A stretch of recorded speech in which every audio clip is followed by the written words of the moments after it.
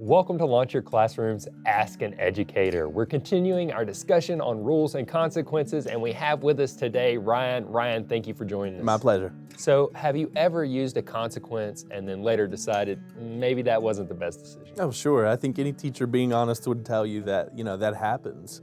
For me, I think that taking a student out into the hall is the one that I used most, that I kind of think, wow, I shouldn't have done that, because I didn't have any other strategies. But what I would learn through subsequent years of teaching practice is that there are so many strategies that I could have used before it ever got to that point. Yeah. So it's making a plan to stop it before it escalates. Yeah. So how do you then prevent that from happening in the first place to where it escalates to that point? Use the strategy that has the least impact to the flow of the instruction and learning. For me, it was the proximity control. And even within using proximity control, there are levels, right? So the first thing that I would do is go up to the student and, redirect their attention, but not always by saying, hey, you really need to pay attention. Sometimes I would just chat.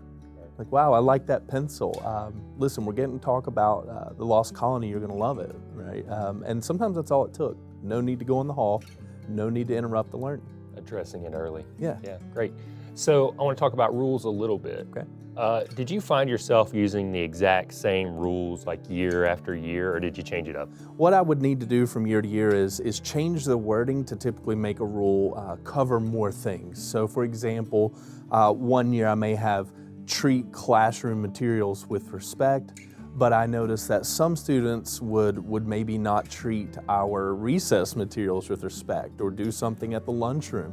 So I would change that wording to say, treat our school environment with respect. And that's bigger and it covers everything. Yeah, great.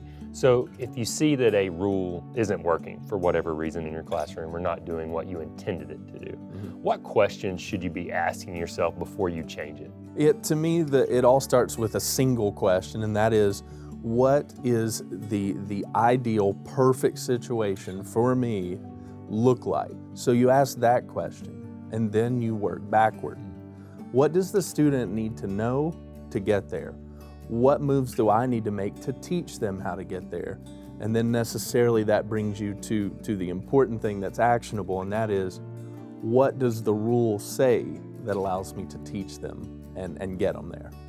That's great information. Thank you for sharing that with us today. You're welcome.